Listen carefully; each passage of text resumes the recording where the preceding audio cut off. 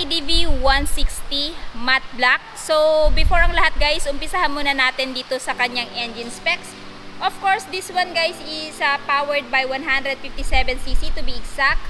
4-stroke, 4-valve, single overhead cam, liquid cooled at ESP+. Ito ay merong lakas na 11.8 kilowatts at 8,500 RPM and max torque of 14.7 Nm at 6,500 RPM. Pagdating naman dito sa kanyang looks guys, no, wala ka masyado makikita ditong sticker or decals, kundi itong Honda lang na nakalagay dito, tapos yung kanyang HSTC, Honda Selectable Torque Control, tapos the rest is naka-emblem na Honda, maging dito sa kanyang pangalan na ADV 160 which is color gold. So kung makikita nyo guys, napaka-premium talaga ng datingan ng scooter na to, ano. So pagdating sa headlight guys, ayan, naka-LED. Turn signal is naka-LED. Equipped na din siya ng hazard lamp or hazard light. Medyo mas malaki yung wind visor niya kumpara doon sa ADV 150. And at the same time, this one guys is adjustable. So kung halimbawa mag-high speed kayo, much better na iangat nyo po itong visor na to para nang sa ganon, yung tama ng hangin is hindi dedirekta sa inyo. So yun yung kinaganda dito kay Honda ADV 160. Pagdating naman dito, ayan po yung kanyang LED light guys. Napaka-attractive tingnan, lalo-lalo na sa umaga. How much more pagkagabi. Malakas din yung buga nito guys. Ayan. And then, dito guys, equipped siya ng telescopic fork suspension.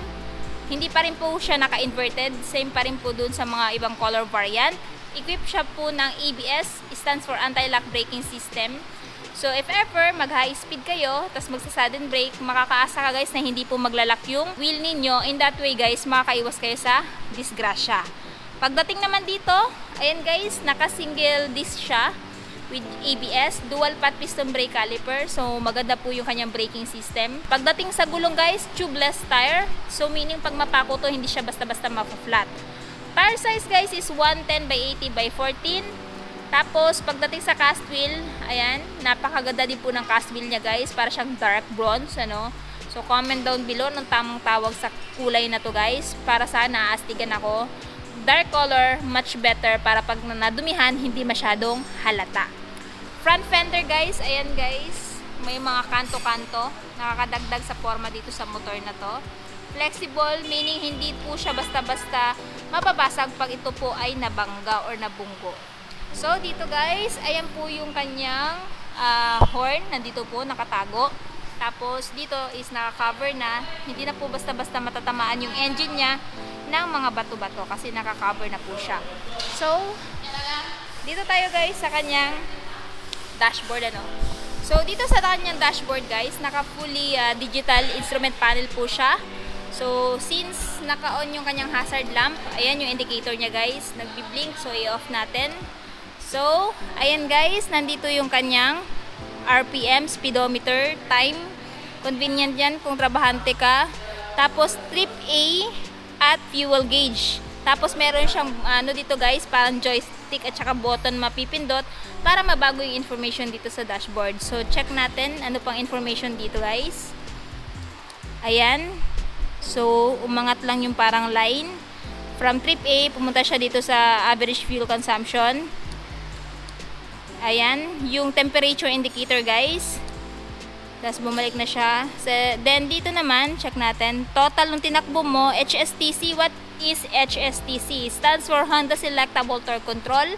So, sisikapan ni rear wheel na makahabol sa ikot ni front wheel pag halimbawa napadaan kayo sa malulumot, mapuputik at mabubuhangin na lugar para makaiwas po kayo sa accident, no? Kumbaga papagalin yung ikot ng rear wheel nang sa ganon hindi madali or hindi mag-skid yung gulong ninyo pag halimbawa napunta kayo doon sa ganong scenario. Ayan. So yun po yung gamit ng HSTC plus ABS pa, o di ba? Lupet. Next is Trip B, Trip A, total. Bumalik na siya sa dati. And then yun lang naman yung information meron dito, guys. Ayun. ELAPS A, ayun. ELAPS B, fuel consumption, average fuel consumption, B.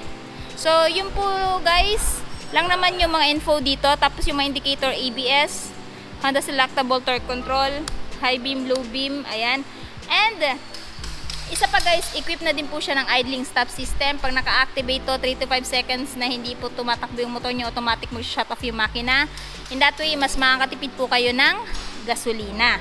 Then, hazard lamp button at saka yung electric start. Wala na po siyang kickstart, guys.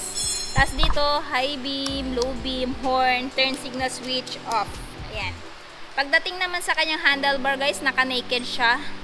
So, same lang po siya ng color doon sa cast wheel. Side mirror, napaka-aggressive din po ng design. May kanto-kanto. Ayan, dagdag aesthetics po dito sa motor na to. Levers is naka-matte black. Kinaya sa itsura no kanyang fairings, no? And then, dito, meron pride of ownership. Naka-emblem na po siya ng Honda dito. Para siyang emblem, no? Ayan. Tapos, pagdating dito, guys, meron siyang front pocket na isa.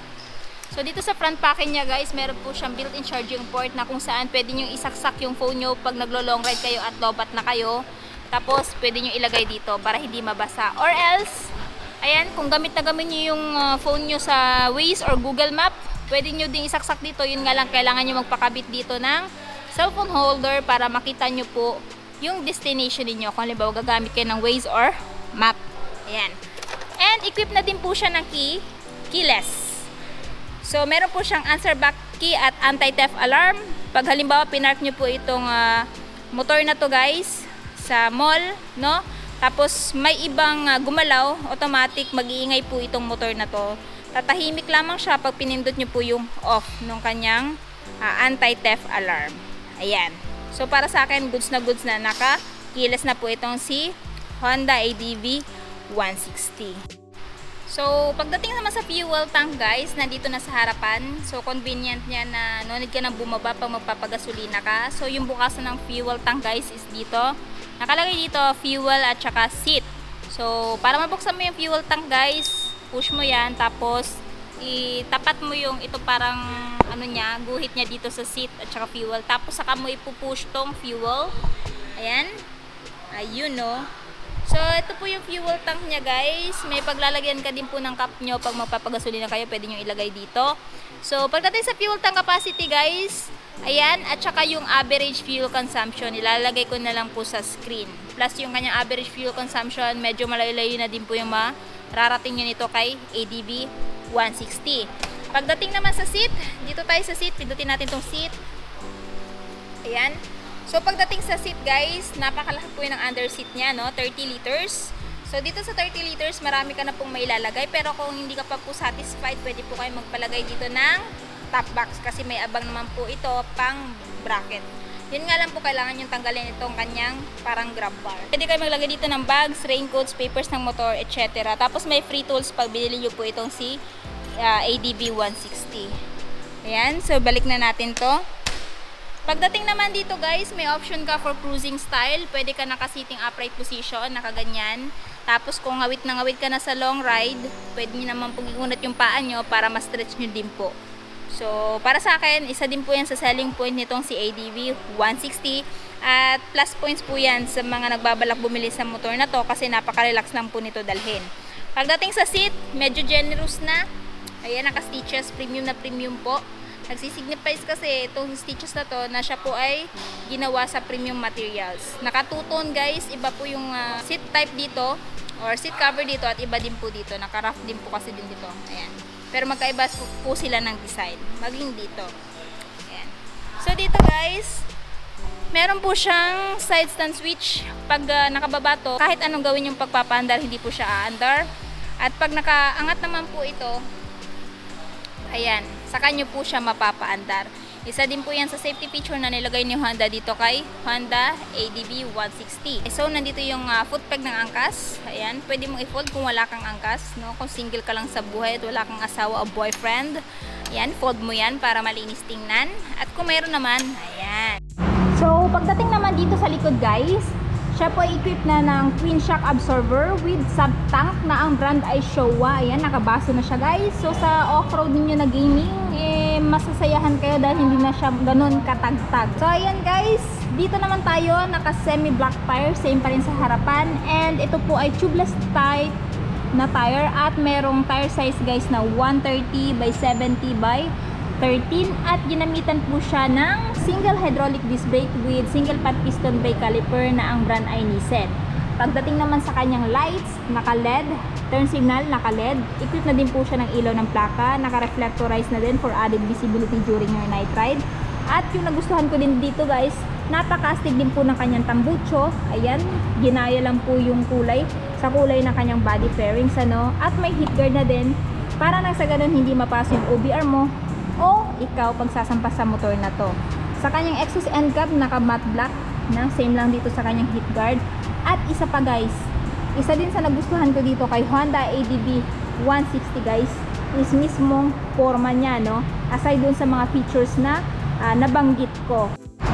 Usapang seat height naman tayo. Itong si Honda ADV 160 guys ay meron seat height na 780mm, kaya sa height ko na 5'5", abot na abot po natin tong scooter na to. At meron din po siyang timbang na 133 kilograms, kaya naman kahit lady rider ay kayang-kaya tong abutin. So, itong si Honda ADV 160 matte black ay nagkakahalaga guys ng 166,900 kung bibilhin nyo ng cash. Tapos, kung gusto nyo naman po ng hulugan, ang down payment po nila is 12,851 at monthly for 3 years na 8,501 at rebate na 200. So, same lang po sila ng presyo nitong matte red guys. Actually, meron silang available dito na dalawang matte red at dalawang matte black. So, yung kinaganda lang po dito kay Honda Venus guys is SRP po talaga sila. Hindi po sila nagpapatong ng presyo sa kanilang mga motor ko. Ano po yung nakikita nyo sa website ni Honda, yun din po yung price nila. So, ayun guys, kung may katanungan pa kayo regarding sa scooter na to, comment nyo lang sa baba. At kung meron pa kayong motor na gusto ipa-review sa akin, comment lang dito kayo sa baba. Anyway, palagi ko naman po binabasa yung mga message ninyo. And also, please don't forget to follow my Facebook page, Langga Gail, TikTok, Langga Gail, and Instagram, Langga Gail.